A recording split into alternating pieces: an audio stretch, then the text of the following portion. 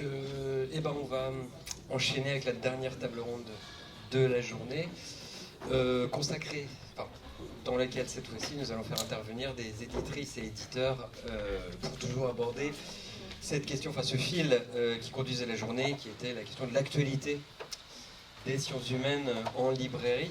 On peut passer en revue ce matin, de traverser un peu panoramique et historique du rayon, et on va plutôt se concentrer à l'occasion de cette table ronde sur l'actualité du rayon, et puis pour précisément avoir le point de vue des éditrices et éditeurs, en tout cas de représentantes et représentants de catalogues, à notre avis, emblématiques du rayon, pour des raisons différentes, mais on pourra, et aussi convergentes évidemment, mais on pourra aussi évidemment évoquer tout ça. Donc je sais pas, je vais vous nommer, et puis je vous laisserai peut-être vous présenter après dans le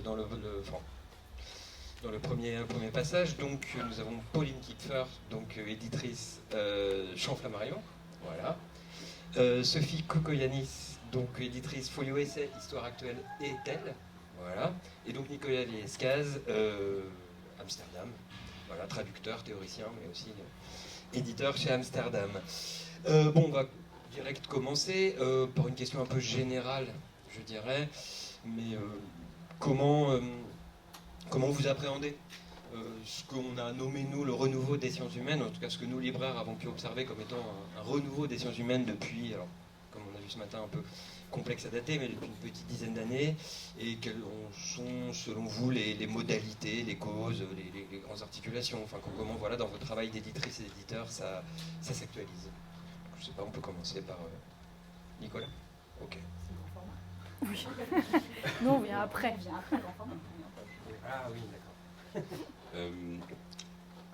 Moi je vois c'est-à-dire tout à l'heure en écoutant la précédente table ronde, je me disais en fait c'est intéressant parce qu'on a l'impression que la librairie arrive en dernier, en fait, que l'intérêt pour les sciences humaines en librairie arrive assez longtemps, en tout cas pour le grand public, après l'évolution qui s'est faite d'abord dans l'édition, enfin avant ça dans l'édition, et encore avant ça probablement dans le monde social. Pour moi, l'intérêt pour les sciences humaines, il est lié avant tout à un regain de politisation, en fait, qu'on commence à voir poindre timidement à la fin des années 90 et au début des années 2000, à travers des préoccupations pour la mondialisation. En fait, à l'époque, c'est la naissance de ATTAC, par exemple, comme organisation emblématique, avec tous les débats sur la taxe Tobin, la taxation donc, des transactions financières. Donc on a un intérêt en fait, qui se polarise, en fait, qui se structure autour de la question de la globalisation, pour ou contre la globalisation de ces années-là, et qui fait renaître timidement en fait, la gauche à travers des organisations militantes. Donc il y a une première étape de politisation et qui est marquée par aussi la naissance de maisons d'édition. Alors d'abord, qui arrive avant tout le monde, en fait, on va dire qu'il y a la création de la revue Agone, puis des éditions du même nom. Et à la fin des années 90, on a la création des éditions La Fabrique par Éric Hazan, donc ça doit être 97 ou 98, merci. Voilà, et la maison pour laquelle je travaille aujourd'hui, elle naît en 2004, et d'autres maisons en fait se créent en fait autour de la même période, donc Climat qui sera ensuite racheté par Flammarion, etc. Donc il y a tout un tas de petits éditeurs de gauche en fait qui font que des sciences humaines, qui se créent dans ces années-là. Donc ça c'est la première vague, on va dire. La deuxième vague, ça va être après 2008. Après la crise, la grande récession en fait, de 2008, il y a une politisation beaucoup plus massive de la société parce qu'on a une crise économique globale et qui se traduit aussi par une crise sociale mondiale.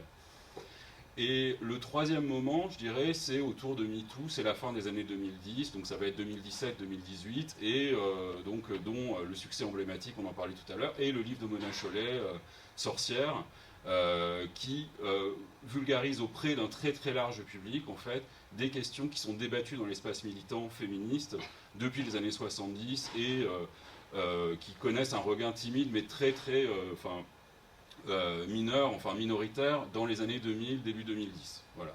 Donc moi le regard d'intérêt des sciences humaines, je le vois en fait à travers ce prisme politique là, c'est-à-dire que pour qu'il y ait ce regain-là, il faut qu'il y ait une très forte, en fait, un regain de politisation de la société qui se traduit, et on le voit aujourd'hui, par une forte polarisation aussi. Et ça, c'est quelque chose que vous constatez en fait dans l'édition, c'est-à-dire qu'il y a une forte polarisation entre les livres de gauche et les livres de droite en sciences humaines. Je pense qu'il n'y a plus vraiment en fait de livres aujourd'hui qui ne se situent pas d'une façon ou d'une autre en fait par rapport à un axe gauche-droite, même si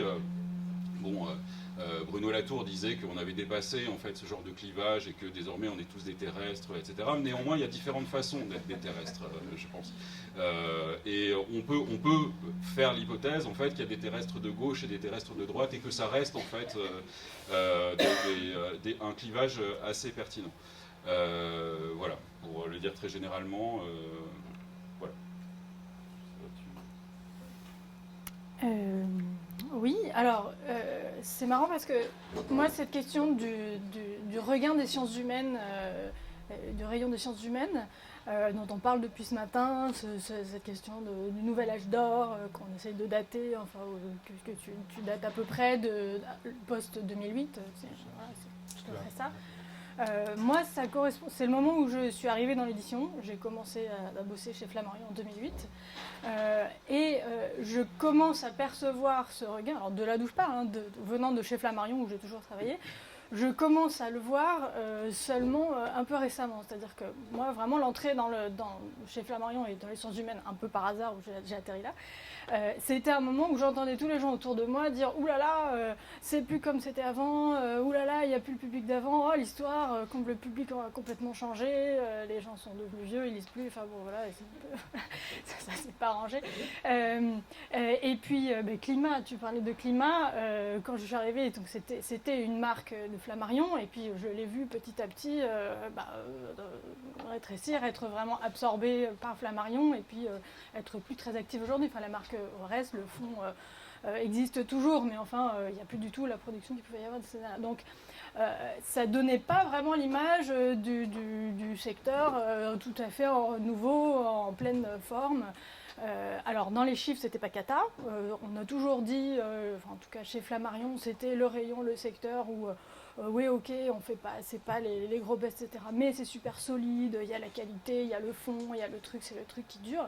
Mais c'était pas non plus totalement la joie, totalement facile, quoi. Voilà. Donc, ça, c'est mon premier étonnement. Je constate en effet récemment ce truc de renouveau, de nouvelles formes, etc. Mais peut-être de façon moins flagrante, en tout cas vue d'une maison généraliste comme Flammarion. Voilà. Je ne sais plus quel était le reste de la question. Oui, les modalités, les choses comme ça. Ouais. Sur cette actualité des sciences humaines qu'on pense, nous, souvent du renouveau. Oui. Mais là, c'est une réponse. Enfin, ça me semble intéressant. Bonjour, moi j'étais pas là ce matin, j'arrive un peu tard, désolée. Moi je vois les choses par le petit bout de la lorgnette qui est celui de l'éditrice de poche, qui arrive dans un second temps et qui ne peut que constater de ce qu'ont fait les collègues en grand format et filtrer pour choisir ce qu'on va faire revivre à un petit prix, et donc à de nouveaux lecteurs qu'on espère être ceux de demain qui, quand ils seront plus riches, iront acheter le grand format.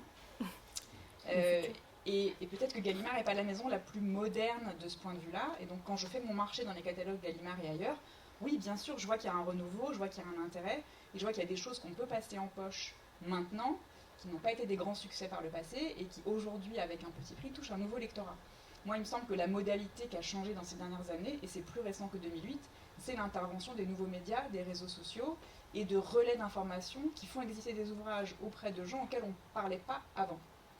Et auxquels, d'ailleurs, nous, éditeurs, on ne parle toujours pas. Nous, on parle à des repris, qui parlent à des libraires, qui parlent à des acheteurs de livres, qui sont peut-être à la fin des lecteurs. Mais en réalité, ces nouveaux lecteurs, on arrive à avoir un lien avec eux quand, sur les réseaux, ils disent « Ah super, j'ai adoré ce livre », ou quand un auteur se met à avoir une communauté, et que lui, en tant que sociologue, va recommander l'étude d'un copain, et là, on se dit tout d'un coup « Tiens, ça fait des ventes ». Donc la modalité, à mon avis, elle est très directement liée à ces médias émergents, ces chaînes YouTube, ces podcasts, qu'on a toutes les peines du monde à suivre parce que c'est des choses qui se créent très vite et qui disparaissent très vite, et que nous, on est dans une temporalité très longue, surtout chez nous. Et donc c'est des choses qui sont un peu, on est un peu désarmés. Mais c'est enthousiasmant de se dire que malgré tout, voilà, il y a des jeunes lecteurs très pointus dont on ignorait l'existence il y a quelques années. Où on se focalisait sur les gens plus âgés, très érudits, qui étaient des gros lecteurs de sciences humaines historiquement, tout cas, c'est le ressenti que j'en ai pour ce dont je peux parler, à savoir le poche de sciences humaines. Et pardon. Oui, je pensais à une autre chose. Il y a la grande question du lectorat universitaire, enfin, dont on avait parlé ce matin, hein, que je vois beaucoup. Alors moi, comme Sophie, je parle depuis une collection de poche, donc Champ Flammarion, qui a vraiment évolué, qui était, alors avant 2008, puisque là il y a vraiment une sorte de point de rupture, c'est l'année où a été fait le relook et où est arrivé ce jaune super fort de la collection. Donc Champ avait vraiment une image de collection très universitaire, donc c'était les sciences humaines pour le public, pour les étudiants, basé sur beaucoup de prescriptions, etc. Et puis c'est plus ça aujourd'hui. Il y a un peu de titres de cet ordre-là encore au catalogue, mais on s'est énormément ouvert, et aujourd'hui la majorité des titres qui entrent au catalogue de Champ ne visent plus prioritairement le public des étudiants. Donc ça, oui, ça c'est une notation assez générale. Oui. Oui, alors moi, pour rebondir, chez Gallimard, vous avez aussi, il me semble, en poche une politique directement d'inédit en sciences humaines, qui est quand même, il me semble, quelque chose d'assez marquant et spectaculaire. Et du coup, elle prend quelle forme parce que je pense à ça quand vous disiez, c'est quand même ce qui caractérise aussi votre catalogue. C'est ce qui fait tout le plaisir de ces collections et tout le danger, puisque je mets en péril la maison à chaque fois qu'il me prend la fantaisie de sortir en poche un livre qui coûte 10 € alors qu'on pourrait le vendre 22. Et donc je ne le fais que quand je sens qu'il y a un public quand même qui va être sensible à la question du prix. Donc précisément quand il me semble que c'est une synthèse qui manque sur le marché, notamment estudiantin. Et c'est comme ça que je justifie auprès de ma direction qu'on engage des frais considérables de composition, de correction, comme si c'était la blanche chez Gallimard, et qu'à la fin on fasse un petit poche à 8 €. Et ça marche, et c'est pour ça qu'on me laisse le faire, avec parcimonie.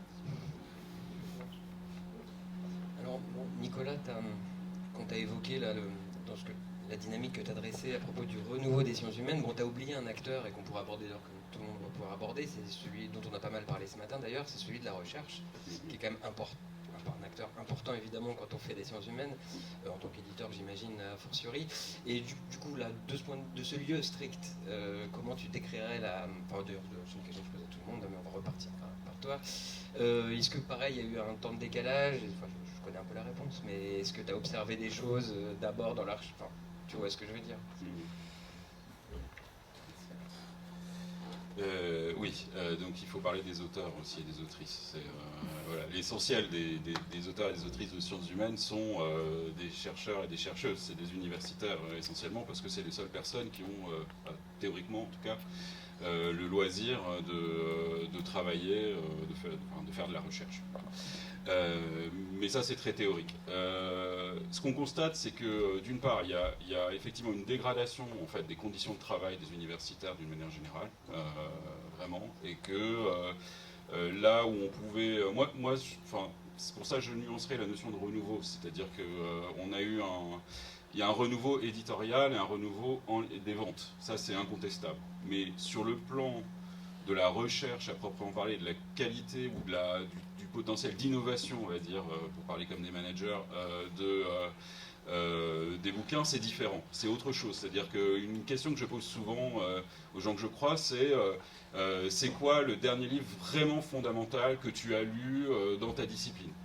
Et par fondamental, j'entends quelque chose qui représente une rupture aussi importante, en fait, je ne sais pas, que la sortie Des mots et les choses de Michel Foucault, ou de l'impérialisme d'Edward Said, ou quelque chose qui serait, comme l'interprétation du rêve de Freud, donc des choses qui sont vraiment des changements fondamentaux. Et ce qu'on constate, c'est qu'il y a des travaux qui sont excellents. On peut même dire qu'il n'y a jamais eu autant de travaux aussi bons à l'échelle planétaire. Et parce qu'il n'y a jamais eu autant de chercheurs aussi bons, aussi bien formés, et tout ça à l'échelle planétaire. Mais après, il y a les conditions de travail dans les universités, et les exigences, en fait, les critères, les normes académiques, en fait, qui pèsent sur les chercheuses et les chercheurs, qui font que les gens sont, par exemple, je sais pas trop comment dire, si on les désencourage à écrire ou si on les encourage à désécrire. Par exemple, vous avez très peu de gens, par exemple, pour écrire dans une revue académique, vous devez écrire dans une revue académique, c'est un exercice scolaire. C'est-à-dire, on vous demande, même si vous êtes quelqu'un d'émérite, on vous demande de faire un état de l'art, c'est-à-dire de montrer que vous connaissez très bien votre champ. Et tout le monde, en fait, doit faire ça. Hein. N'importe quel chercheur doit se soumettre à ce genre de truc. On vous apprend à écrire d'une certaine façon, à référencer, à donner vos sources, en fait, d'une certaine façon, etc., etc. Et nous, quand on arrive après comme éditeur, on dit, non mais, tout ça, on s'en fout, en fait. La façon dont tu as fait ton terrain, tout ce qui est, en fait, des caresses adressées aux collègues et tout ça, ça n'intéresse absolument pas les lectrices et les lecteurs. C'est pas du tout ça, en fait, ce qui nous intéresse, c'est ton propos, comment est-ce que tu vas construire ton objet, quel type d'écriture tu vas mettre en œuvre. Voilà, ça, c'est important. Mais l'université, les normes universitaires sont le contraire, en fait, aujourd'hui de ça. Et donc, elles pèsent très lourd, en fait, même ne serait-ce que subjectivement, sur les chercheuses et les chercheurs pris de façon collective, hein, bien sûr.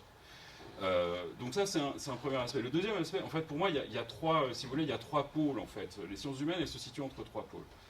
Il y a la recherche, dont je viens de parler, le militantisme, dont j'ai parlé aussi un peu, et il y a un troisième pôle qui est celui des médias. Et vous avez de plus en plus de livres qui sont taillés en fait pour être relayés en fait par les médias, donc des livres très grand public, et le livre de Mona Chollet en fait complètement partie. C'est un livre de journaliste, c'est pas un livre qui innove et tout ça, mais c'est un livre qui permet en fait de diffuser à beaucoup plus grande échelle en fait le travail d'autres personnes. Et pour cette raison-là, moi je le trouve important, et je pense qu'il a marqué aussi une rupture très significative sur le plan social. Néanmoins, des livres taillés pour les médias, ça veut dire qu'on va aller prendre aussi des stars des réseaux sociaux pour leur faire des livres. Des gens à qui on va dire tiens, toi t'es féministe, j'ai vu ton compte Twitter, tu voudrais pas faire un livre pour nous parce que tu as 150 000 abonnés ou 200 000. Et donc là, ça peut être des livres qui se vendent, pas forcément, pas toujours d'ailleurs, mais en tout cas pour moi c'est pas des livres de sciences humaines, quoi. C'est autre chose. C'est de l'actualité, ou je sais pas. Pardon, je fais des tunnels.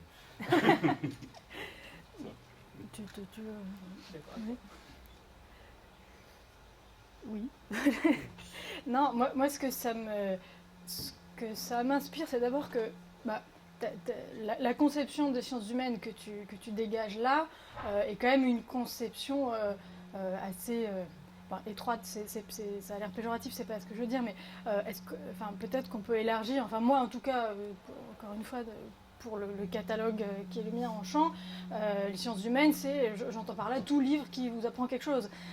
Et donc là-dedans, il y a peut-être moins cet aspect de valoriser la recherche de première main, la politisation, je ne sais pas si ce que je dis est très clair, pardon, mais je pense que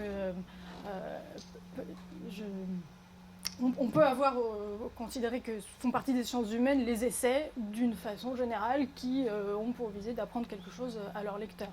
Voilà. Et au sein de ça, peut-être les dynamiques sont un tout petit peu différentes. Et l'autre chose à laquelle j'ai pensé, c'est, oui, quand tu parlais des conditions de travail des universitaires qui ont changé, qui font que on passe pas facilement de l'écriture, il y a le type d'écriture scientifique qu'ils mettent en œuvre dans leurs articles, et puis c'est pas la même chose que faire un livre.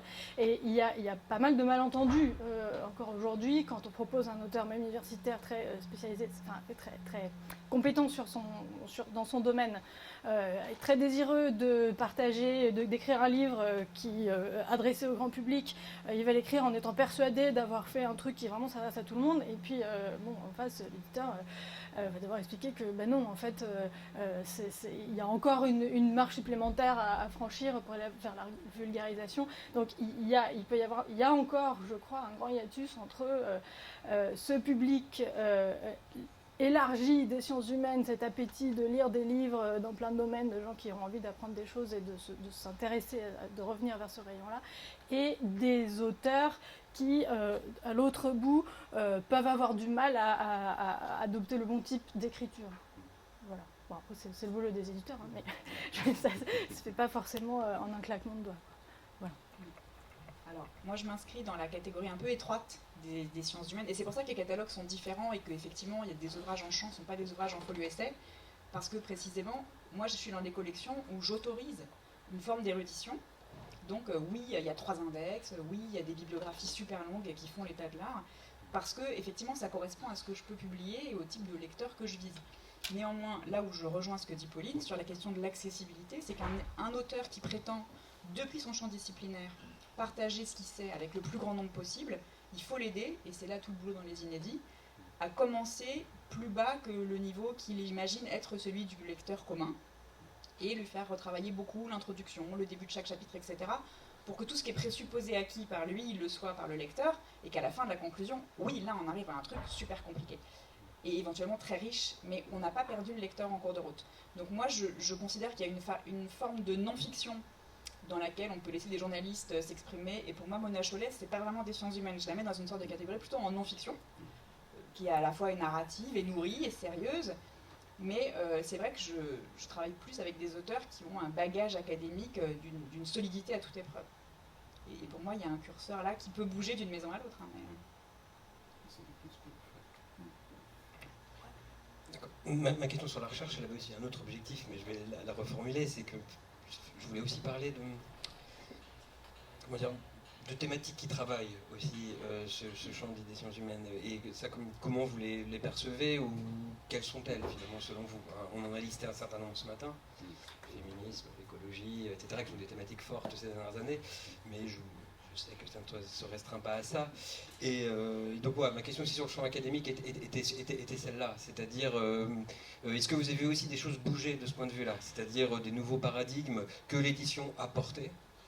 Je me demandais même ce matin, quand je parlais du travail d'éditeurs comme Amsterdam par exemple, s'il n'y avait pas même un mouvement inverse, c'est-à-dire des choses que vous avez apportées, des auteurs notamment du monde anglophone, qui ont nourri l'université. Genre Jameson, je pense que très peu d'universitaires français le connaissaient, avant que tu le traduises par exemple. Bon.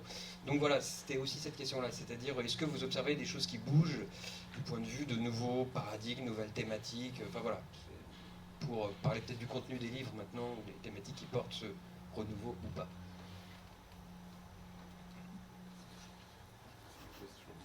C'est toujours moi qui commence. Ah bah oui, on peut changer. Non, Ah mais... non, c'est obligé. Oui.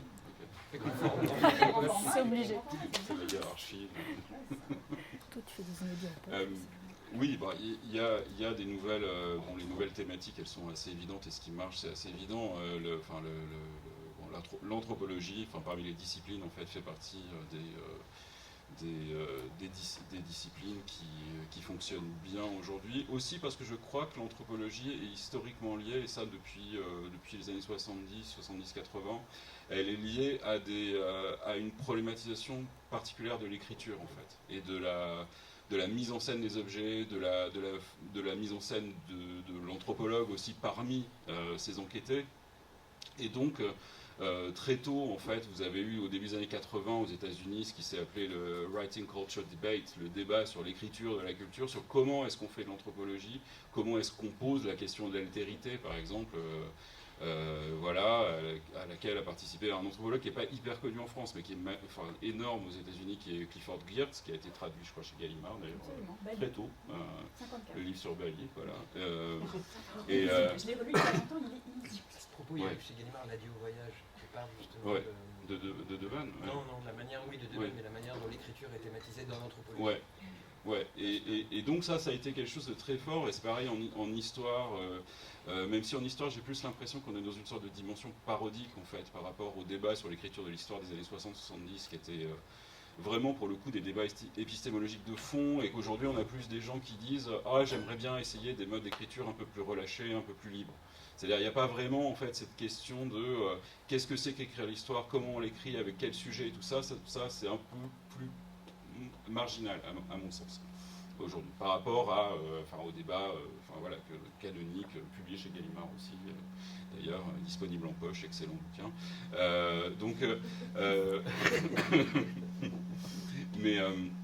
Mais donc voilà, donc anthropologie, histoire, en tout cas c'est deux terrains où on se pose vraiment la question de l'écriture, même si en histoire c'est plus marginal parce que c'est une écriture comme la sociologie, c'est une discipline qui est très corsetée. Voilà, très corsetée, très soumise à des normes de rigueur et de scientificité, en fait, que les collègues se chargent constamment, en fait, de rappeler à celles et ceux, en fait, qui s'écarteraient un peu trop, en fait, des normes. Donc ça pour les disciplines. En philo, à mon sens, il n'y a pas vraiment de renouveau, rien de très intéressant. On a une histoire de la philosophie assez classique, avec des exceptions, disons, je sais pas, on pourrait dire que quelqu'un qui s'est mis à la philosophie sur le tard, même si bon, comme Frédéric Lordon, voilà, essaye des choses un peu plus libres, mais il n'y a pas beaucoup de penseurs vraiment, je dirais, fondamentaux ou qui apportent quelque chose de réellement nouveau aujourd'hui dans le champ philosophique. Voilà. Et sur les thématiques, je sais pas, on voit renaître vaguement, enfin timidement, et Vincent le sait, un peu le marxisme en fait comme courant de pensée, voilà, qui avait complètement disparu dans les années 80-90, et on le voit renaître aussi à la faveur en fait de traduction, parce que il y a depuis les années 70-80 en fait un marxisme assez fort dans le monde anglophone. Voilà, on parlait géographie tout à l'heure, mais la géographie ça marche pas, mais les études urbaines ça marche bien. Voilà, et David Harvey, donc un auteur que j'ai pas mal traduit et publié, est un géographe marxiste, voilà, et un théoricien marxiste de premier plan, et qui a essaimé en fait dans différentes disciplines. Voilà, bien au-delà de la géographie, chez les philosophes, chez les sociologues. Voilà, et bien au-delà aussi des marxistes en fait. Hein. C'est quelqu'un considéré comme incontournable et qu'on peut pas, voilà, que même si on partage pas ses méthodes ou son approche, on peut pas éviter. Voilà. Et donc voilà. Et puis ensuite, bon, il y a l'écologie et le féminisme, mais ça vous en avez déjà parlé, donc c'est pas.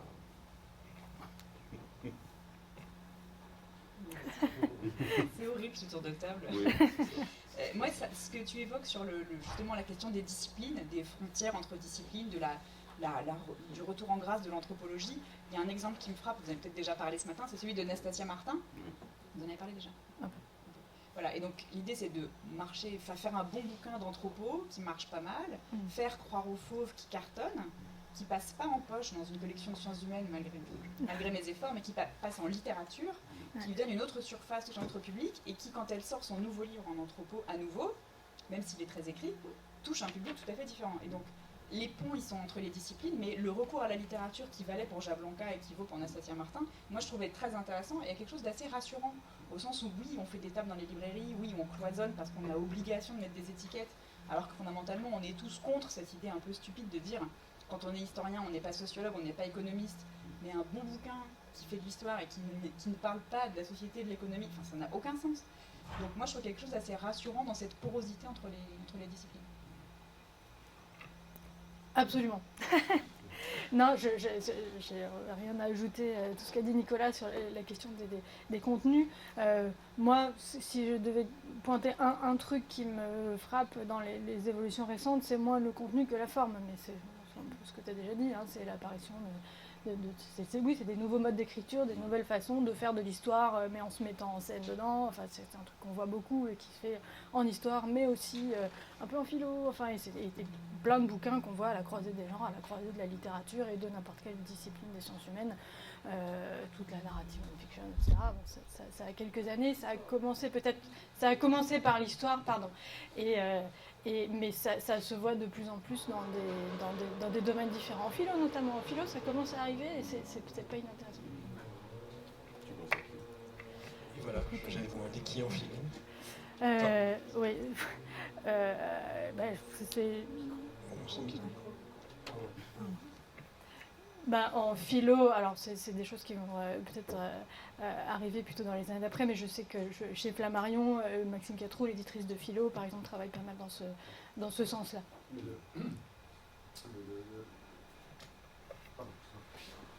Mais je pensais, en fait, soit le clan Spinoza. Mais exactement, j'allais dire Maxime Revers. De Revers, soit l'événement Socrate. Oui, de Paulin Ismar. Et qui avait cette dimension-là. Alors, pour le coup, au croisement de Ismar étant historien, mais parlant de Socrate, et le clan Spinoza, qui est sur des côtes très lointains à Négri, avait ces deux dimensions-là chez Flammarion. Exactement. Et je pense c'est quelque chose qui était présent en creux dans ce que vous aviez toutes et tous évoqué. La question du lectorat des sciences humaines, tu l'avais un peu évoqué quand tu parlais que l'idée c'était plus adressé aux universitaires, je crois. Enfin, je ne sais plus comment ça avait été justement formulé. qu'on quittait le public uniquement universitaire. Moi, je vous entends un peu, donc je pense. Ok. Je termine ma question et puis voilà. Selon vous, est-ce qu'il y a une mutation du lectorat de sciences humaines? Je pense que oui, mais comment vous l'appréhendez, comment vous l'analysez? Et je ne sais pas si de votre position d'éditrice ou d'éditeur, vous arrivez à le saisir, justement, parce que nous, en librairie, des fois, c'est énormément plus simple parce qu'on voit qui vient acheter les livres. Mais justement, vous, quel rapport vous entretenez avec cette idée que nous on a senti, en tout cas en librairie, en tout cas un renouvellement générationnel même. Je ne sais pas vous quelle vision vous avez de ce phénomène. Eh ben, alors moi, pour le coup, moi c'est un truc, c'est vraiment un point aveugle. Moi je ne sais pas qui achète nos livres. Je le sais après, potentiellement longtemps après, on perçoit des choses, mais peut-être parce qu'on on ne voit pas les clients, on ne voit pas les lecteurs, peut-être pas suffisamment, mais enfin le travail n'est pas organisé comme ça. Donc en fait, j'en sais rien. Enfin, j'ai une petite idée, mais ça n'est qu'une petite idée. Enfin, et c'est pas comme ça qu'est construit notre travail. Et c'est un manque. Hein. Enfin, moi, je demande que ça, d'avoir des éléments, de comprendre ce qui se passe. Mais ce que je perçois, c'est toujours a posteriori, c'est ah tiens, je remarque que tel type de bouquin marche mieux qu'avant, ou à l'inverse, tel autre. Mais de là à arriver à très précisément dire ah bah oui, bah ça c'est un public plus jeune, ça c'est les femmes, ça c'est etc. C'est un truc qui ne peut venir que des libraires. Là. Oui, je pense que oui, du point de vue de l'éditeur, c'est assez difficile de dire qui lit nos bouquins. Néanmoins, on constate, quand on va, je sais pas, dans des rencontres en librairie ou qu'on discute avec des libraires, il est assez clair en fait qu'il y a un rajeunissement du public, mais un énorme rajeunissement en fait. Moi je me souviens, quand j'ai commencé à fréquenter les librairies, il y avait quasiment que des personnes âgées en fait, ou en tout cas plus âgées. Et c'était ce qu'on appelait à l'époque le grand public cultivé. Et le grand public cultivé, qui est le mythe en fait avec lequel je me suis formé en tant qu'éditeur. C'est dans mon imaginaire, je me disais je fais des livres en fait pour le grand public cultivé. Bon, j'ai constaté assez rapidement qu'il n'existait pas, ou qu'il était mort intégralement, je sais pas. Donc là, on constate qu'il y a quand même, un public beaucoup plus jeune et de personnes politisées en fait qui s'intéressent donc à des sujets, comme l'écologie et le féminisme, surtout le féminisme d'ailleurs pour les plus jeunes. Et d'ailleurs, c'est assez transversal. Il n'y a pas que des femmes en fait qui s'intéressent au féminisme. C'est vraiment assez général. Le féminisme, et puis on va mettre les questions LGBT en fait aussi. Nous, un de nos gros succès des dernières années, c'est la réédition du livre de Monique Wittig, La pensée straight, en fait. C'était un livre qui a été publié pour la première fois en français chez Ballant, je crois, en 99. Je me trompe pas, en 99. Dans la collection de Guillaume Dustan, Le Rayon. Et qui a été réédité chez Amsterdam en 2008, me semble-t-il, et qui avait plutôt bien marché, qui s'était correctement vendu. Je ne sais pas quel était le tirage initial parce que je n'étais pas là à l'époque, mais il avait été réédité après en 2012. Et quand on a fait la rééd en 2018, là les ventes ont explosé. C'était délirant, on ne comprenait absolument pas ce qui se passait. Nous on était parti sur un tirage normal, je ne sais plus combien on avait tiré, 2000, en se disant on a pour 1 ou 2 ans de stock, voilà. Et en fait le stock a été épuisé en 2 mois, je crois. Et on n'arrête pas en fait de le réimprimer depuis, donc vraiment c'est assez impressionnant, et c'est plutôt, d'après ce que je comprends en fait, c'est plutôt un public jeune en fait, mais vraiment très jeune, qui lit ce bouquin. Un autre bouquin qui a bien marché dans nos titres récents, c'est un livre d'Aurore Quéclin, qui n'était pas du tout une autrice connue en fait à l'époque où on l'a publié, qui était encore en thèse. Elle a fait un petit bouquin qui s'appelle La Révolution féministe. Et c'est intéressant, oui, c'était un truc que je pensais tout à l'heure pendant le précédent débat, c'est qu'il y a des thématiques en fait qui imposent des auteurs. C'est-à-dire vous allez fabriquer un auteur ou une autrice en fait à partir du thème, parce que en fait, je sais pas, il y a un intérêt du public, il y a une sorte d'intérêt préalable en fait du public pour un bouquin, et si le bouquin est correctement fait, en fait, le livre marchera même si l'auteur ou l'autrice n'est pas du tout connu. Donc ça c'est des trucs que je constate en tant qu'éditeur, même si j'ai un point de vue assez lointain moi aussi sur les choses. Pour rebondir sur ce que tu disais, c'est le moment où la réalité d'une étude très académique percute l'actualité. Moi, ce qui m'a frappé, c'est Barbara Stiegler, qui parle de la querelle Dewey Lippmann, et tout d'un coup, paf, les gilets jaunes, et hop, elle met des mots sur l'Amérique de 1930 qui résonnent hyper fort avec ce qu'on vit, et les ventes d'école. Et l'autre chose que je voulais dire, c'était pour toucher un autre public, le format tract qu'on a découvert il y a peu, fait rentrer des très jeunes lecteurs dans des disciplines auxquelles on ne pensait pas qu'on parlait. et notamment celui qui vient de sortir sur les linguistes atterrés. Moi, on m'avait dit non, mais les collectifs ça marche pas. Okay, il y a un livre de linguistes, et en fait ça marche super bien. Donc c'est quand même le jeu des sciences humaines. C'est pas parce que jusqu'ici le sujet n'a pas été traité ou a mal été traité qu'on peut pas retenter sa chance. Et pour élargir justement par rapport à la recherche, et la question de la vulgarisation, qui est aussi quelque chose d'important, parce que finalement on en a aussi parlé ce matin, et c'est aussi un autre lieu qui est important en fait, quand on fait des sciences humaines. Comment est-ce que pour l'instant ce renouveau, ou pas, c'est un grand débat, mais est-ce que vous l'observez surtout sur des choses, on va dire, de niche, entre guillemets, même si ça peut connaître beaucoup de succès, ou est-ce que il y a une recherche, est-ce que vous pensez qu'encore du côté de la vulgarisation, c'est encore un lieu important, on va dire éditorialement, ou est-ce que non, est-ce que finalement le chercheur pointu qui arrive à l'objet reste l'objet un peu idéal en sciences humaines? Je sais pas si ma question est très claire. Non, elle n'est pas claire du tout.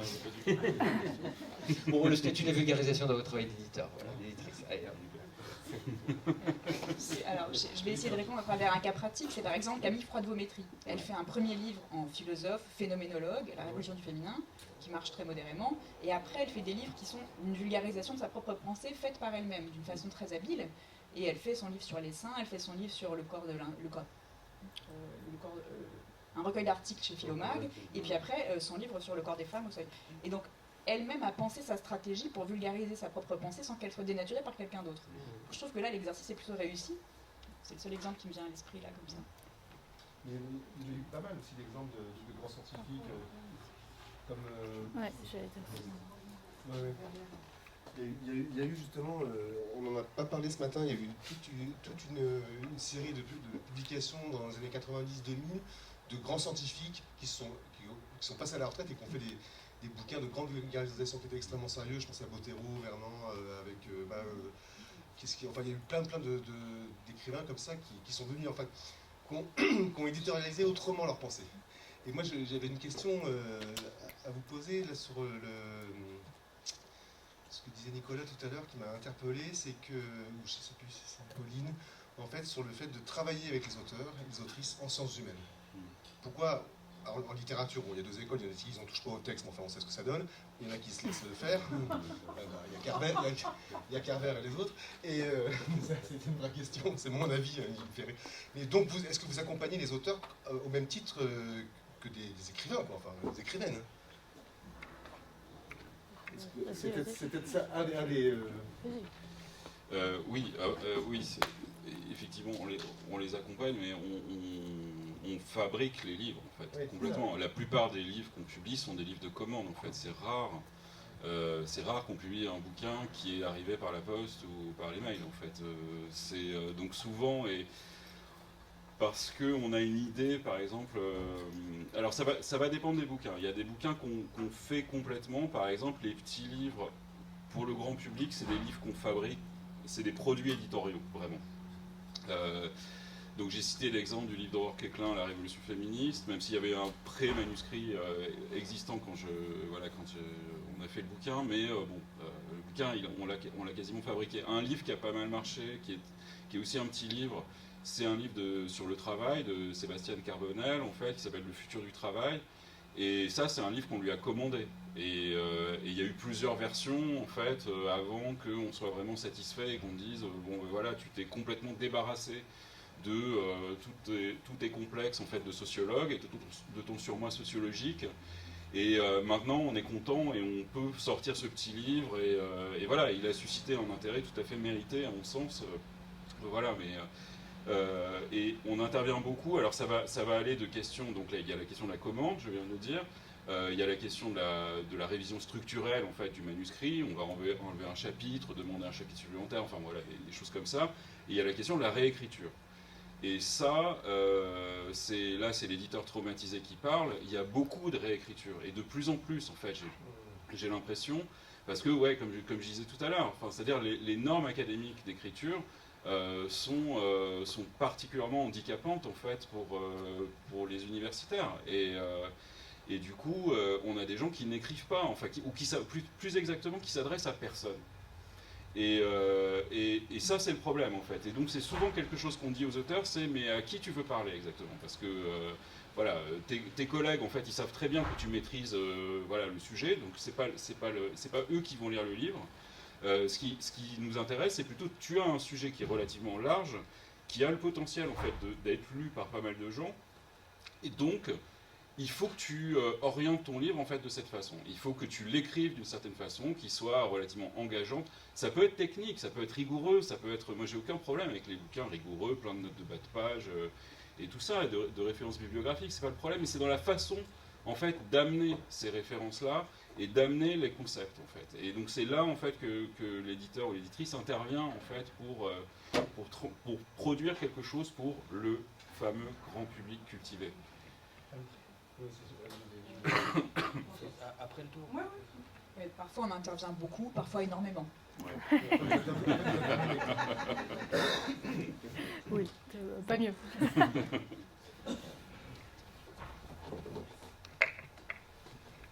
Merci. Du coup, oui, j'avais une question par rapport à ça, parce que c'est ce matin, je crois, Vincent, tu évoquais le fait qu'aujourd'hui, pour être reconnu en tant que chercheur ou chercheuse, on publie plutôt des articles. Oui. Et du coup, j'imagine que c'est une écriture complètement différente, puisque, en l'occurrence, on s'adresse à ses pairs. Donc, est-ce que ça rend pas encore plus complexe votre travail à vous, d'éditrice et d'éditeur, par rapport à ça, quoi? C'est une question très fermée, pardon. Bien sûr, et c'est ce qui fait que les meilleurs manuscrits d'un point de vue formel sont ceux des gens qui sont émérites, qui n'ont plus rien à prouver à personne et qui se permettent d'écrire dans un très beau français. Ouais. Les autres sont contraints. Mais du coup, c'est un peu le problème de comment arriver à faire écrire des jeunes chercheurs. C'est difficile. Ouais. Au-delà des normes, il y a aussi une question, tu parlais de la dégradation du temps de travail, il y a une question de temps. Aujourd'hui, pour être reconnu, je le disais ce matin, mais pour être reconnu dans la carrière, il faut mieux écrire 4 articles dans des revues classées A qu'un livre. Un livre, c'est plutôt une perte de temps dans un CV. Il vaut mieux répéter tout le temps la même chose aussi. Ah oui, oui. C'est beaucoup plus rentable sur le plan académique et professionnel. Oui, parce qu'il y a le nombre de... T'as des trucs Google Stats et tout avec le nombre de citations, etc. Ouais. Ah oui, je l'ai laissé. Une question au fond.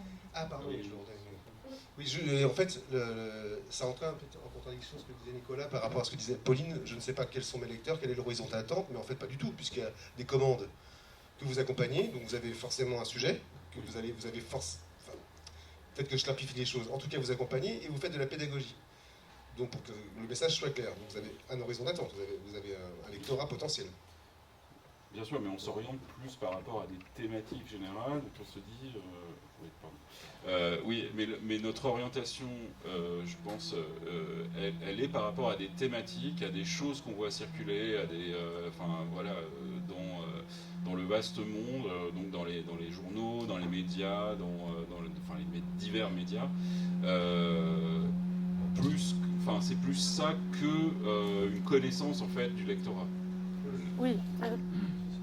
Pour le dire à très grands mots, on sait qu'il y a un public, on ne sait pas forcément exactement qui il est. Ouais, mais oui, a priori, si on publie un livre, c'est qu'on pense qu'il y a un public, alors parfois on se trompe, mais généralement, enfin, voilà, c'est en ce sens-là que je disais que je ne savais pas qui était derrière. Oui, nommément, c'est un peu ça. réagir au fond, c'est ça?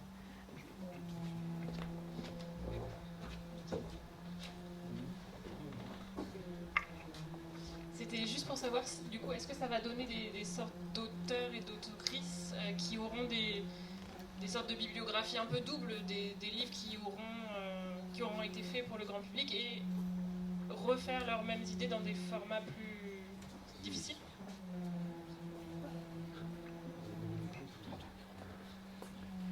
Je profite d'une pause pour dire qu'on cherche le deuxième micro.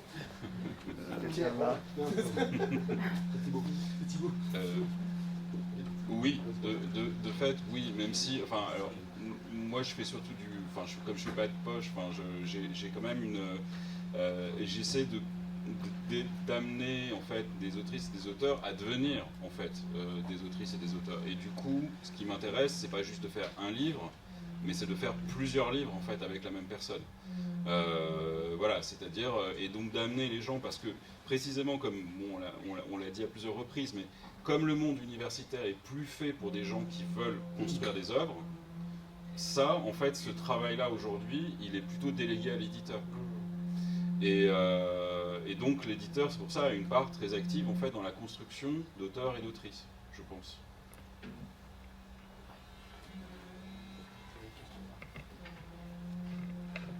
Justement, moi j'avais une question par rapport au fait que les chercheurs, s'ils veulent réussir dans leur carrière académique, doivent publier effectivement dans des revues de romans, voilà, s'adresser d'abord à leur pairs. Est-ce que du coup chez vous ça crée de nouveaux besoins pour transformer en fait ce qu'ils ont écrit pour permettre une valorisation de la recherche, je dirais pas une vulgarisation, mais une vraie valorisation de la recherche auprès d'un plus grand public. Bon, est-ce que ça a changé votre métier? Est-ce que ça crée des nouvelles fonctions, des nouveaux besoins ou pas?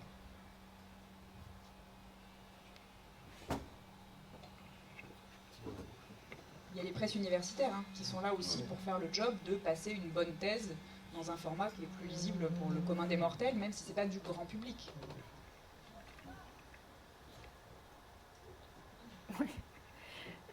Non, ce que je voulais dire, peut-être en lien avec les deux dernières questions, c'est quoi? C'est que, oui, le rôle de l'éditeur dans ce contexte-là, ça peut être aussi celui qui va repérer l'auteur qui a fourni les travaux universitaires, peut-être publiés dans des presses universitaires et qui a publié sa thèse, de le repérer et de l'amener vers autre chose, de l'amener vers un autre type d'écriture, voire une autre forme, vers de la BD, du roman graphique ou un truc qui s'apparente à la fiction. Enfin, et c'est là que l'éditeur en sciences humaines a un rôle important à jouer, c'est d'être force de proposition sur ce niveau-là, parce que les auteurs de là où ils viennent n'auront pas l'idée, peut-être, qu'on peut aller là, qu'on peut les emmener là en sciences humaines. J'aimerais aussi venir à la question de la traduction, en fait. Enfin, parce que j'ai l'impression qu'il y a aussi, on a remarqué, enfin, en tout cas, ça a été un constat ou un diagnostic qui a été posé, c'est un déficit à un moment, du point de vue de l'édition française, la traduction de travaux importants. Alors, on pense au monde anglophone, évidemment, parce qu'aujourd'hui, il a cette importance-là, mais pas forcément, d'ailleurs. Et donc, oui, bon, les termes de modèle économique, mais on sait qu'une traduction ça coûte. Un livre de sciences humaines ça va pas forcément se vendre beaucoup, donc c'est une prise de risque. Et pardon. Oui. C'est. Un livre de sciences humaines c'est gros. Oui, bien sûr, voilà. Puis c'est un travail, voilà. Voilà, c'est un gros travail, ça coûte, etc. Mais oui, voilà. Quel est votre rapport aussi à cette production internationale, justement? Est-ce que vous êtes particulièrement attentive à ça? Vous regardez ce qui se fait ailleurs, ou est-ce que c'est finalement quelque chose à côté desquels on pense que vous pouvez vous en dispenser ou de réduire en tout cas le problème de traduction, ou est-ce qu'au contraire, et puis le sous-texte de tout ça, c'est est-ce que vous pensez que la vitalité de la recherche elle est où? Elle est en France ou elle est ailleurs? Non, mais c'est une vraie question que... 2 heures. Non, mais c'est-à-dire, voilà, on peut se poser la question dans certains centres de recherche. Est-ce que les travaux importants, ils ne sont pas ailleurs aujourd'hui, quoi. Et il y a eu beaucoup de choses dans mon... Enfin, voilà, le nombre de livres à traduire importants, il est énorme, encore, là. Je vais répondre court et à seulement une partie des questions. Quand on va à Francfort, on y va autant pour vendre son catalogue que pour faire de l'espionnage industriel et commander à ses auteurs français le bon sujet qu'un étranger a saisi avec un angle qui nous paraît pertinent et qui est duplicable dans notre propre pays. Et ce qu'on va acheter pour le traduire, c'est ce qu'on n'est pas capable de produire chez nous. Donc là, oui, la traduction, ça a un sens, mais vu les frais, il faut qu'on soit sûr de ce qu'on achète en se disant ça, personne chez moi ne peut le faire aussi bien. Donc ça, c'est une partie des choses. Ensuite, on a des auteurs qui nous disent très gentiment « T'es mignonne, mais moi, je suis prof à la LSI, j'écris en anglais, ma charge je l'ai fait en anglais. J'ai aucune envie de me casser les pieds à écrire en français, qui est ma langue maternelle, mais que je parle encore à peine, et mes travaux de recherche ne sont pas écrits dans cette langue. Donc tu peux acheter les droits de mon livre et les faire traduire en français, il n'y a pas de problème, et je te ferai la promo en français. Mais je vais l'écrire en anglais parce que je toucherai le marché anglo-saxon et que je serai traduit plus vite dans les autres langues. Donc ça, c'est des énormes freins. Et c'est tout.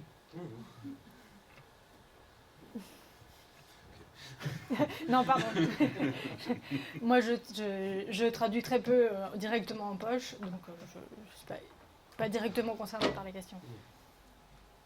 Oui, nous, on a beaucoup traduit, du coup, historiquement, Amsterdam, bien avant que j'arrive, c'est construit en fait sur les traductions, et ça, ça a été vrai pour pas mal de petits éditeurs. C'est quand vous êtes minoritaire en fait sur un marché, qu'est-ce que vous allez faire? Vous ne pouvez pas amener des auteurs connus, enfin des auteurs francophones connus. Donc comment est-ce que vous allez vous construire? Vous allez vous construire beaucoup sur la traduction. Par exemple, White Project aujourd'hui fait beaucoup de traductions. Enfin, ils se sont lancés il y a quelques années. Il y a énormément de choses à traduire dans le domaine de l'écologie et donc une partie de leur succès vient aussi en fait de là. Et je pense que pour les maisons qui se lancent, en fait, la traduction c'est toujours fondamental. D'ailleurs, la plupart des petites maisons qui se lancent que je connais aujourd'hui, en fait, se lancent avec des traductions, quoi, en fait. Donc ça c'est pardon. Ça c'est quelque chose d'essentiel. Nous aujourd'hui, on essaye de réduire en fait la part des traductions dans le catalogue et de travailler davantage en fait avec des auteurs francophones. Voilà, et les faire travailler en fait sur des sujets spécifiques en fait qui nous intéressent, voilà, et pas seulement parce que la traduction ça coûte cher. Enfin, c'est aussi ça. Enfin, il y a ça, mais il y a aussi l'intérêt commercial, c'est-à-dire que en fait, un auteur ou une autrice francophone, vous pouvez la faire tourner en librairie, dans les médias et tout ça, alors qu'il n'y a que des grosses maisons qui peuvent se payer vraiment une tournée. Pour des auteurs étrangers, quoi, en fait, les faire venir, leur faire passer une semaine, 2 semaines, 1 mois en France et tout ça, donc ça coûte extrêmement cher et les petites maisons ne peuvent pas se le permettre. Donc il y a ça. Et moi je pensais aussi que pour construire un vrai catalogue d'auteurs, en fait, on est obligé d'avoir des personnes, des francophones. Parce que, je sais pas, c'est une expérience que j'ai souvent faite avec des auteurs étrangers. Même si c'était nous qui les avions publiés en premier et tout ça, ils en ont rien à foutre en fait de l'éditeur. Ils vont au plus offrant. Par exemple, on s'est fait piquer Judith Butler par Fayard. Voilà, et c'est comme ça. Parce qu'ils ont des agents aussi. Parce qu'ils ont des agents, mais parce qu'ils travaillent, en fait, ils ont cette logique-là, ils ne travaillent pas en fait avec des éditeurs, ça ne les intéresse pas en fait, et puis de toute façon, ils ont des intérêts mondiaux. Alors quand vous voyez les choses de très haut, de très loin, voilà, et puis vous dites, bon, Fayard, après tout, c'est beaucoup plus prestigieux qu'Amsterdam, donc allons-y pour Fayard. Ouais, ce qu'il en reste.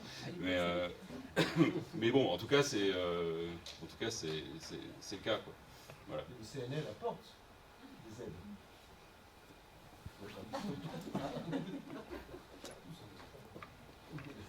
J'avais une question justement en différence avec la littérature, telle que vous le décrivez. On a le sentiment que vous fonctionnez avec une sorte de vivier d'auteurs. Et justement, cette étape-là, mais comment ça fonctionne? Comment est-ce que vous repérez des gens qui ont peu ou pas publié? Voilà, je trouve que c'est une chose qu'on connaît mal, enfin moi je connais mal. Comment est-ce qu'on repère un auteur de sciences humaines? On donne devant tout le monde tous les secrets, là. Alors, on s'appuie, enfin je parle pour moi je m'appuie beaucoup sur des auteurs de confiance, qui sont des gens dont je sais que le regard est pertinent, qui sont en général des enseignants, et qui peuvent avoir, eux, des relais. Et donc, quand une bonne thèse est soutenue quelque part, quelqu'un me dit, machin, et ben son élève truc, il a soutenu une super thèse là-bas, tu devrais regarder. Et donc, il faut avoir des antennes dans tous les champs disciplinaires, de gens fiables et des bons lecteurs, pour qu'ils ne vous renvoient pas que leurs poulains et leurs copains, mais les choses qui sont vraiment de valeur. Et après, à nous de faire le job. Peut-être que vous avez d'autres méthodes, les autres, j'ai hâte de savoir. Et se donne Delphine Diaz. Et se donne... Voilà. Oui, il y a ça, et il y a s'intéresser à la discipline, voilà, aller à des colloques, des rencontres, des cycles de conférences. Voilà, après, c'est tirer une bobine d'un fil. Hein. Enfin, on en touche un, et puis après, hop, et il recommande un autre. Quand on est... alors, c'est plus facile à mener quand on est dans un champ disciplinaire assez restreint, bien sûr, mais ça se fait comme ça, au fil des rencontres, je crois. Oui, je suis tout à fait d'accord. Et puis il y a aussi la lecture de revues, enfin les revues savantes par exemple. Par exemple, on se dit, ah tiens, j'aimerais bien faire un truc sur, je sais pas, sur la pêche, un bouquin sur la pêche. Et donc on va chercher dans Cairn, en fait, on va rentrer un mot-clé et en fait on va chercher, on va regarder en fait ce qui a été publié sur le sujet, par qui, et à partir de là faire le tri. Ou bien, effectivement, on a ce que j'appelle des rabatteurs, quoi, en fait. Hein. Il y a des gens qui... Voilà. et donc des gens qui nous disent, non mais telle personne, c'est super ce qu'elle a fait, voilà. Et voilà. c'est comme ça que ça marche essentiellement. Parce qu'on ne peut pas tout connaître, en fait. Voilà, enfin, je sais pas, on connaît chacun si on connaît 5-6 domaines très bien, c'est déjà beaucoup. Et ensuite, le reste, c'est voilà, c'est la curiosité, c'est quel sujet on a envie de travailler, même si on n'y connaît rien, quelle personne on connaît, enfin voilà. C'est quand même une veille particulière par rapport à la littérature. Ouais. Du coup, là, c'est quand même Ouais. très, Après, il y a aussi une veille de regarder ce qui se fait, ce qui se vend et ce qui marche. Oui. Oui. Bah, Et puis, il y a le marché, mais là, Oui, c'est oui, pas- non, mais à chaque fois, il y a le livre qui manque, il y a le livre qui a marché, Ouais. Ouais. et puis dans le poche, le truc particulier, moi, à chaque fois que je vois un auteur intéressant, je lui dis, mais qu'est-ce qu'il y avait vous avant surtout, qu'est-ce que vous avez lu? Qu'est-ce qui vous a marqué, vous? Qu'est-ce que vous voudriez que vos étudiants lisent? Et qu'est-ce qui n'est pas déjà en poche dans tout ça? Après, il faut filtrer entre les rêves de ce que l'étudiant a adoré lire il y a 25, 30 ou 40 ans et qui vous revend, et en fait, non, c'est super daté, il ne faut pas y aller. Mais c'est une bonne façon aussi de voir quel type de mémoire on veut pouvoir prolonger et transmettre, ça c'est propre aux poches, dans les choses qui sont géniales et qui parfois sont un peu oubliées. Ça me fait rebondir sur une chose, vous êtes éditeur-éditrice, donc vous avez quelque part un temps d'avance sur la librairie et donc lié au travail de veille. Est-ce que vous voyez des choses là émerger, poindre, dont nous en librairie on n'aurait pas encore perçu? Ouais, mais bon, ça peut fonctionner dans ce sens-là. On va dire, est-ce que voilà, donc c'est une question. Et comment vous, je sais plus comment je l'avais formulé, mais voilà, comment vous envisagez l'évolution finalement de ce secteur en termes de thématiques déjà, de ce qui vous semble être porteur dans l'avenir, ou est-ce que la visibilité pour l'instant vous semble floue? C'est possible aussi. Quelqu'un a une boule de cristal? Non, moi je peux vous dire que dans 6 mois vous aurez plein de ChatGPT partout. Chouette, bizarrement. Oui, c'est certain que l'intelligence artificielle, ça va exploser dans les années qui viennent. Ouais. Enfin, en librairie. Voilà. Et, Le rayon, tu peux essayer. oui, bah, il va y avoir tout et n'importe quoi, comme dans tous les domaines à la mode, quoi. C'est normal, c'est comme ça. Mais il y aura du bon aussi. Nous, on publiera un excellent livre l'année prochaine. Il y a d'autres. Vous aussi? Une thématique que tu vois émerger de ton point de vue d'éditeur? De mon point de vue, non, je pense qu'on va avoir beaucoup de la même chose en fait. C'est-à-dire que même si je sais qu'il y a une certaine lassitude des libraires vis-à-vis du féminisme et de l'écologie, je crois qu'il va y en avoir quand même pas mal. Nous, on commence à s'intéresser davantage aux sciences en fait. Enfin, c'est une façon aussi de prendre la question environnementale de biais en fait, voilà, et de sortir du strict domaine en fait des sciences humaines, voilà, qui a été notre domaine de prédilection. Donc on va essayer de travailler davantage en fait à l'intersection des sciences dites dures et des sciences humaines. Voilà. Mais c'est les choses qui, en tout cas, ça c'est les choses qui personnellement m'intéressent. Moi, quand j'ai commencé dans l'édition, on m'a dit il y a 2 sujets qui vendront jamais, c'est les femmes et l'Europe. Donc je suis pleine d'espoir. Pour l'Europe. Pour l'Europe. Je... mais un jour, attendez, laissez-moi 200 ans, vous allez voir un jour ça va marcher.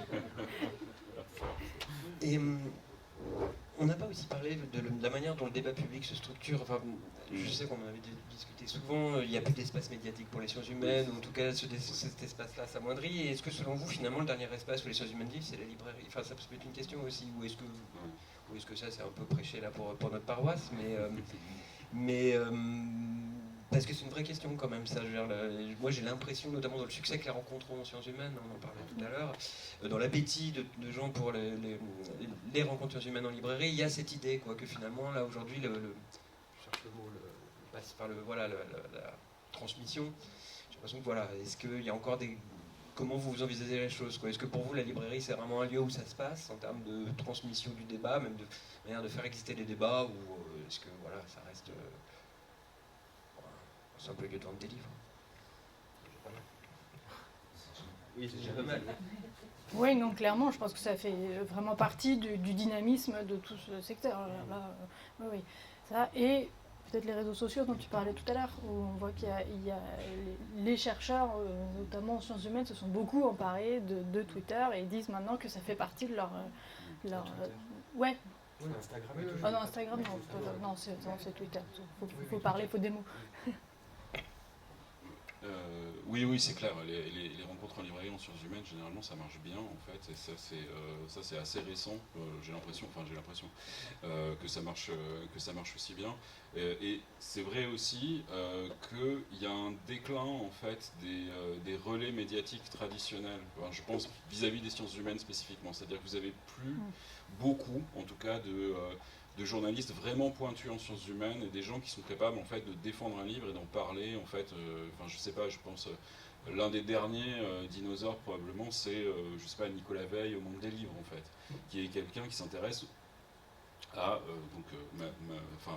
ce qui est sciences humaines au sens étroit du terme. Tu as raison de l'avoir souligné, mais pour moi ce qui a été quand même, ce qui reste en fait le cœur de ce qu'on appelle sciences humaines, quoi.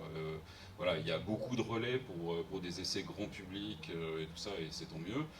Mais moi, je déplore un peu la disparition en fait des essais un peu savants de l'espace public. Et donc, la librairie peut être aussi un espace en fait où les faire vivre. Et je sais pas, par exemple, des gens qui ont des catalogues assez exigeants comme Anacarsis, par exemple, voilà, ont une existence d'abord, je pense, par les librairies en fait, avant bien plus que par les médias. Sur les médias traditionnels peut-être, mais peut-être que je vois ça à l'aune de mes deux oreilles, c'est que les podcasts aujourd'hui ont une influence, me semble-t-il, importante. Là pour le coup c'est France Culture qui a thématisé et qui a créé quand même une offre de bibliothèque complètement folle. C'est mon point de vue, peut-être que je me trompe. Hein. Ouais, mais il y a une disparition des livres, des essais sur France Culture. Ah, dans les podcasts, les livres des sciences humaines sont extrêmement traités, je suis désolé. Quel podcast? C'est par thématique. Peut-être que c'est du grand public, soit en philo, en histoire, en... Pas tellement de l'actualité. Comment? C'est pas des grands noms, les Lévi-Strauss, tout ça, mais l'actualité vraiment de ces l'actualité sur le... Ouais, moi je pense. Hein. Ah, oui, mais je sais pas si vous en sortez, mais peut-être que...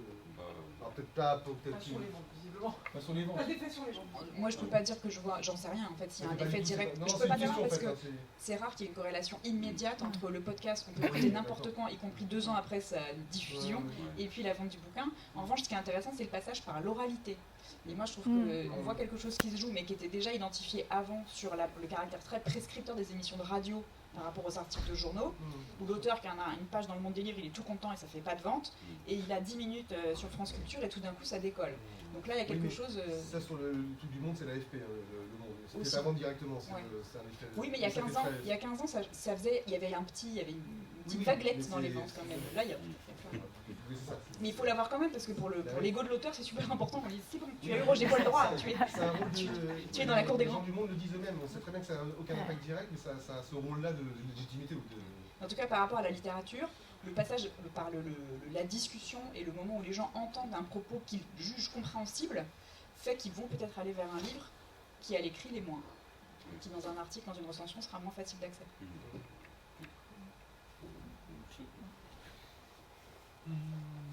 Il y a des questions? Pierre.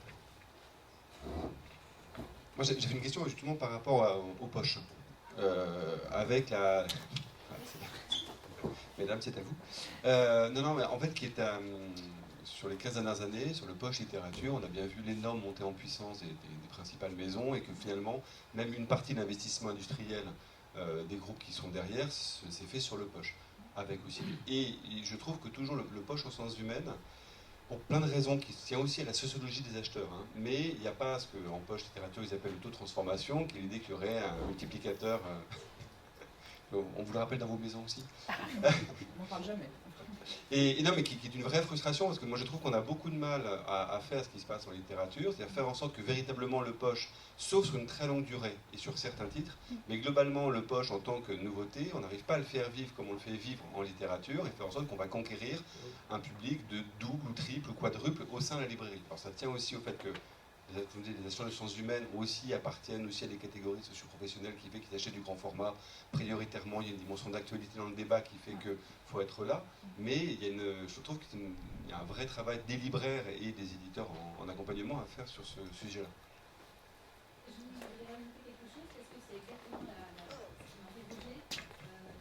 la Attends, on va te passer.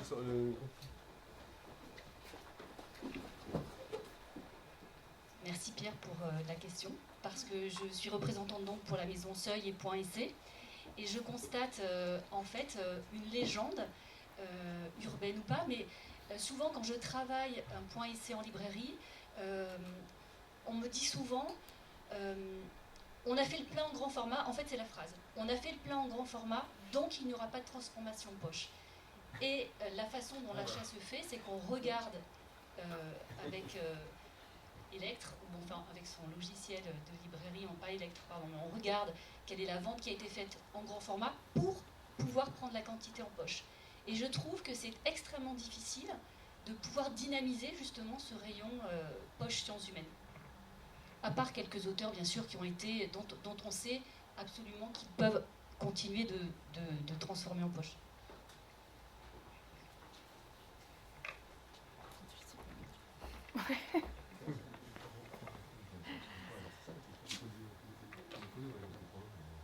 Donc, la question c'est comment faire pour, au lieu de faire la moitié des... Comment faire pour que ça marche? Voilà. Écoute, tu as la tête, Sophie? Non, qu'est-ce qu'on peut dire à ça? Oui, la question c'est quel est le deuxième public qu'on touche avec un livre de poche en sciences humaines? Qu'est-ce qu'on vise et qu'est-ce qu'on peut raisonnablement espérer? Alors c'est sûr que oui, là où j'ai lu un livre de poche va faire x10 par rapport à un livre de littérature qui avait peut-être pas trouvé son public. Enfin, le rôle est vraiment pas le même. C'est pas la même économie, quoi. Même si sur le papier on passe du grand au petit, en fait ça fonctionne assez différemment. Moi, ce que je constate, c'est que alors ça dépend des disciplines. Ça dépend des disciplines et des types de bouquins. En histoire, par exemple, il y a tout un pan du catalogue sur lequel on sait qu'en poche, on n'aura pas grand monde de plus, quoi. Donc on peut le faire, on le fait quand on pense que c'est des livres qui vont durer très très longtemps, qu'il y a un aspect référence, synthèse sur la question, etc. Mais sinon, bon, voilà, un peu difficile. En sciences, vous avez thématisé, là, par exemple, au printemps? Alors, en sciences, oui, en sciences, ça marche. En sciences, ça marche bien. En sciences, en l'occurrence, en plus, parce qu'en Champ, en Flammarion, il y a un catalogue depuis assez longtemps, voilà, donc on s'inscrit là-dedans. Donc oui, là, en sciences ça fonctionne assez bien. Voilà, ce que je peux dire. En gros, on essaye de faire des choix éclairés et de garder ce dont on pense qu'il peut y avoir, de ne passer en poche que ce dont on pense qu'il y a un public pour ça. Mais bon, en effet, on n'a pas trouvé la formule magique, quoi. Alors si, parfois, quand un livre a fait des toutes petites ventes parce que il est sorti, enfin voilà, il a rencontré un problème particulier. Là, le fait de passer en poche dans une collection très installée comme Folio, comme Champ, là, ça peut permettre d'aller au-delà. Mais enfin bon, on parle de volume de vente assez petit. On a fait 1000 en grand format, ouais, mais en Champ, on arrive à faire 3000. Ok, super. C'est pas, c'est bien, je suis ravie, hein, mais et je le fais, mais bon, c'est pas du 30 000. Non, il n'y a pas grand-chose qui fait 30 000, on va pas se mentir en même temps. Alors, il y a il y a un petit bémol quand même sur le taux de transformation, c'est que ça dépend de l'ancienneté du livre. Donc oui, un livre récent en histoire qui s'est vendu correctement à 2-3 000 exemplaires, c'est sûr que si on passe en poche 2-3 ans plus tard, on ne s'attend pas à des résultats incroyables. Et c'est pour ça que moi je trouve intéressant d'aller piocher dans les grands fonds et les vieux fonds.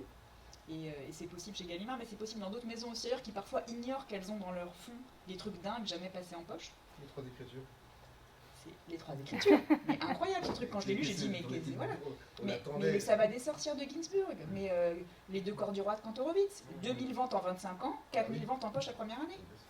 Ça se transforme quand même là. Donc oui, mais il faut avoir ce type de pépites dans son catalogue. Voilà, alors évidemment j'ai de la chance, c'est facile, j'ai des pépites partout, il n'y a qu'à se baisser. Il n'y a qu'à se baisser. Mais bon, après il faut le faire. Mais oui, il y a des choses possibles. Après, j'ai pas la martingale et je refuse de mettre des bébés chats sur toutes les couvertures, qui serait peut-être une option, mais pas certaine. Des bébés chats. Des bébés chats. Venise des bébés chats.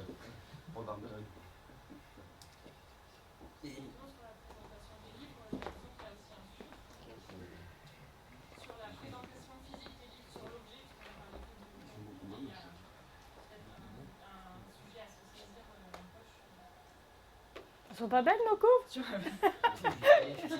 Comment ça?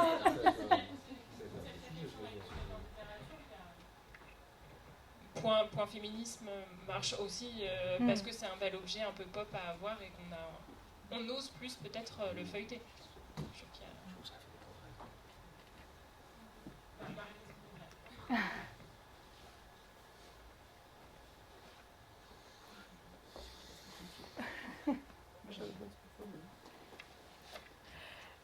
Oui, c'est très vrai. On essaye de faire de notre mieux. Moi, j'essaye de conjuguer. Il y a quand même une exigence quand on est en poche, dans des collections comme ça, très installées. Enfin, le poche fonctionne par reconnaissance de la marque. Donc, il y a quand même, il faut toujours jouer. Enfin, il faut avoir une charte établie, sinon tu perds le gage de qualité que représente la marque. Donc, on essaye de jouer entre cette charte qu'on ne veut pas perdre et puis de faire au mieux des livres qui soient en effet, oui, jolis, qui donnent envie, qu'on ait envie de feuilleter, même si on n'est pas venu pour les acheter à la base. Et de ce point de vue-là, on est très à l'écoute des retours libraires. Et moi, quand je suis arrivée chez Folio Essai, j'ai découvert que la charte avait changé quelques années plus tôt, parce que des libraires avaient remonté que, ok, le blanc, c'est les sciences humaines, d'accord, l'auteur, il a un nom impressionnant, le titre donne la migraine rien qu'en le regardant, mais si on rajoute en plus une œuvre d'art contemporain dont on ignore le sens, il y a un effet cumulatif qui fait qu'on se dit, en fait, ce livre n'est pas pour moi, j'y arriverai jamais.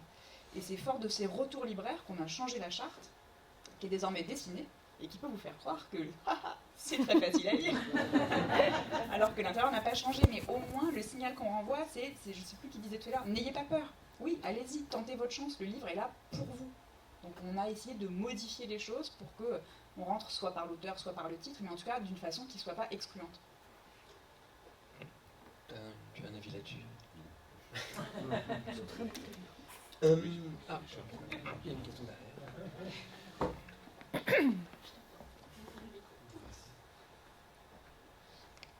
Oui, bonjour. Par rapport aux couvertures, il y a des pas de côté qui sont faits avec des éditions spéciales Noël dans d'autres domaines. Est-ce que ça peut s'envisager? Le chaton avec un... Non, sans forcément aller jusqu'au chaton. Le chaton avec un bonnet de Noël.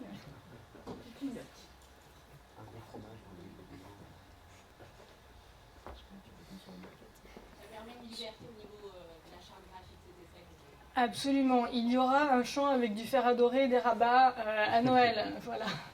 Et on l'a fait en fait depuis quelques années sur quelques titres vraiment choisis du catalogue, des best-sellers généralement, enfin, ou des titres. Voilà. Oui, on l'a fait, ouais. On l'a fait. Alors on l'a jamais fait, on le fera jamais, hein. J'ai déjà essayé.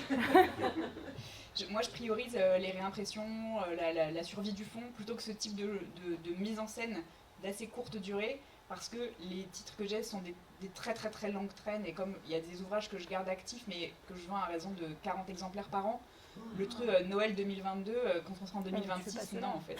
Et je fais encore des coffrets parfois, mais il faut vraiment que j'aille à Canossa au marketing et à l'artistique pour avoir des choses. Donc c'est plus difficile, il faut prioriser. Ah mais j'en ai plein. Par an, quand ils s'épuisent, vous réimprimez? Bien sûr. Ça dépend. Ça dépend.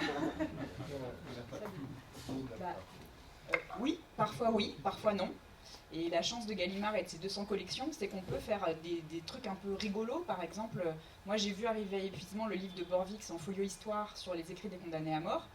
Je me suis dit quand même, merde, ce livre c'était sa 3e vie, il était sorti en ID, ça fait des années qu'il tourne, on en vendait, mais je sais pas, 8 par an sur les 10 dernières années. Donc c'est chaud. Donc dans ces cas-là, on le relit et on se dit, ouais, quand même, c'est vraiment génial. Donc la solution qui consiste ponctuellement à sauver un livre, c'est de dire, je prends la meilleure historienne du sujet qui me fait un appareil critique génial, je le change de collection et je le sors comme une nouveauté en telle.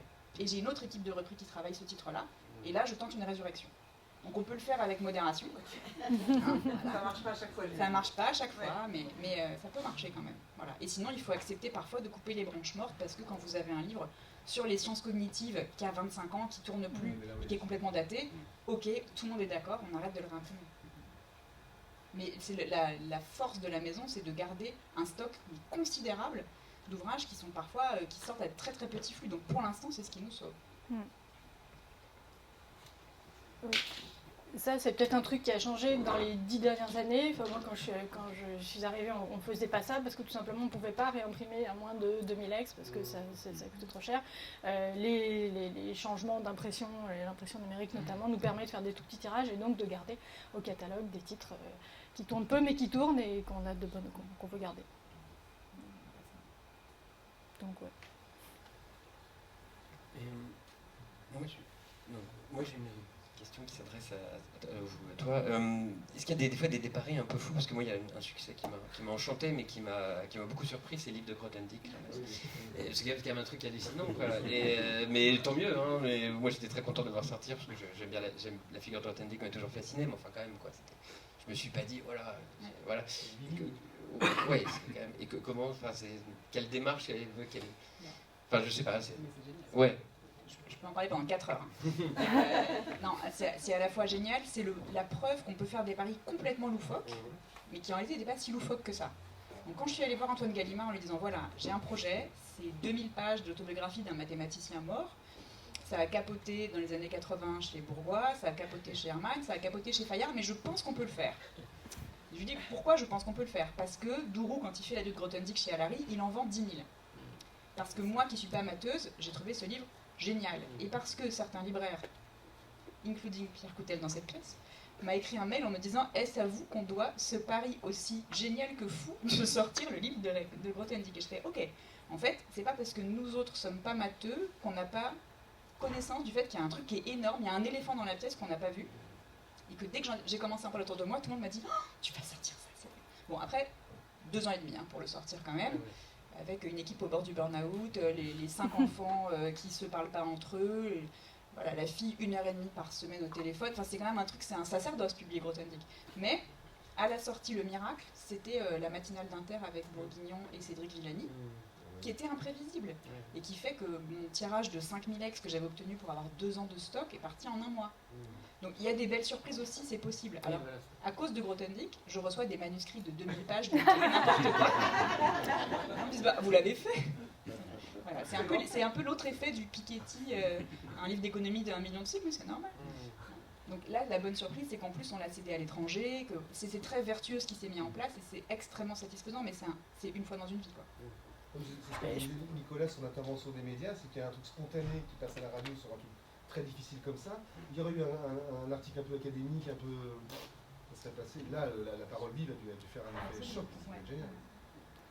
Juste pour l'anecdote, moi je l'ai eu pendant 2 ans dans mon bureau, le manuscrit Grothendieck dans un coin. Moi j'y suis pas allée. Bravo Sophie.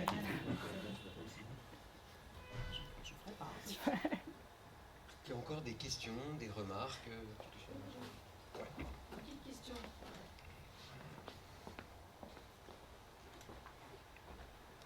En fait, oui, une petite question de niche. Moi, je travaille dans une association de libraires francophones, donc des libraires qui sont aux 4 coins du monde. Je prends l'exemple de l'Afrique, ça va être plusieurs centaines de milliers millions de francophones bientôt. Donc la question que je voulais vous poser aux éditeurs, c'est savoir si c'est une question que vous vous posez de vendre des droits de certains ouvrages de sciences humaines dans l'espace francophone, puisqu'on sait que le livre a du mal, surtout quand il est grand, surtout un grand format, il a du mal à voyager parce que la remise n'est pas la même, les coûts de transport sont souvent très élevés, surtout depuis quelques années, etc. Donc, je voulais savoir si c'était une question que vous vous posiez, s'il y avait des éditeurs qui vous approchaient, parce qu'il y a des éditeurs en Afrique, par exemple, qui sont très bons en sciences humaines, donc ou même la coédition solidaire. Est-ce que c'est quelque chose dont plusieurs éditeurs sont ensemble pour éditer un titre? Voilà. Je voulais savoir si c'était quelque chose que à quoi vous pensez quelquefois le matin en buvant votre café.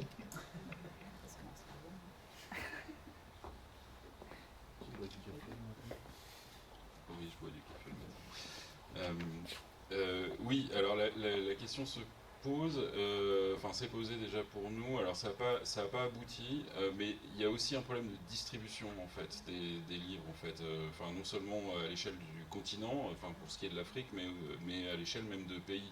En fait, où il n'y a pas de réseau de librairies structuré avec des diffuseurs-distributeurs comme il y a en France. Et voilà, donc c'est assez compliqué en fait, voilà, les coéditions pour ces raisons-là. C'est-à-dire que, enfin, en fait, la diffusion ne sera pas forcément mieux assurée. Alors, ça peut faire des livres moins chers, mais qui ne seront pas nécessairement vus, en fait. Donc, je crois que il y a eu 1 ou 2 fois en fait où enfin il y a eu des discussions en fait sur ces questions-là, mais ça n'a pas abouti. D'ailleurs, c'était pas de notre fait, mais je sais plus pourquoi ça n'a pas abouti, mais voilà, c'est comme ça. Ça se fera peut-être à l'avenir. Nous, dans notre groupe Madrigal, il y a un service export qui s'occupe de ça et qui surveille comme le lait sur le feu les potentiels de vente dans les pays tiers. Et je crois que dans les contrats, il y a une clause spéciale qui permet de ne pas respecter le prix unique du livre sur les marchés africains notamment. Et que du coup, il y a une décote qui s'applique, il y a un truc assez compliqué. Je ne sais pas exactement comment ça se passe, je ne suis pas la bonne personne pour répondre à la question, mais je suis sûre qu'ils y pensent au marketing et à l'export, bien sûr. Partout, on peut vendre des livres, on essaie de les vendre. Mais en revanche, c'est un argument important pour les droits numériques. Expliquer aux auteurs, quand ils veulent dire, voilà, mon livre, il est épais, etc., et j'aimerais qu'il soit que disponible sous la forme papier, je dis, ouais, vous interdisez à une partie des gens qui n'ont pas accès aux librairies de le lire. Et par exemple, pour les étudiants dans d'autres pays, africains, mais pas que, la disponibilité des droits numériques a pu faire basculer certains auteurs qui ont consenti à accepter qu'on fasse l'expression numérique de leur bouquin.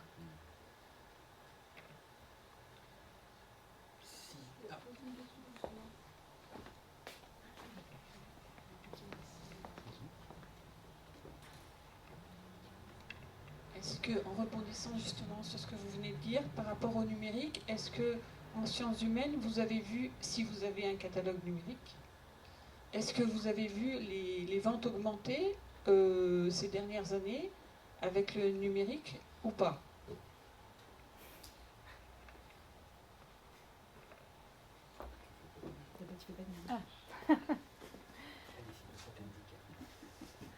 Alors non, enfin, en volume oui, mais c'est tout simplement parce qu'on a passé pas mal de titres du fonds en numérique au fur et à mesure des années. Donc si tu regardes le total du chiffre d'affaires numérique, évidemment, tu as l'impression que c'est un gros boom.